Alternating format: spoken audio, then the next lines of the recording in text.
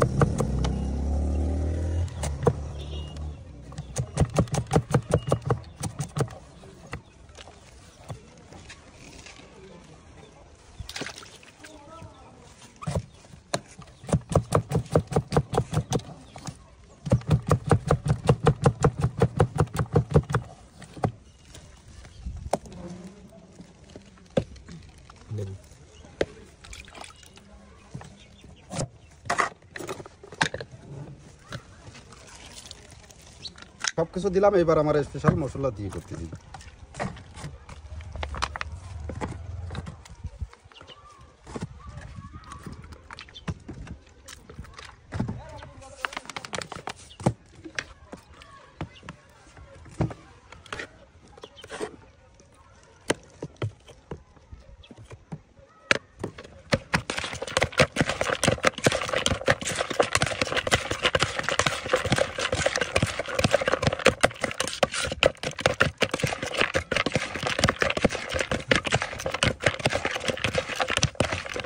দেখেন সেই স্বাদ, কৃত্রিম ফুলকপির থেকে এখন কচি ভুট্টা মাখা, সেই স্বাদ।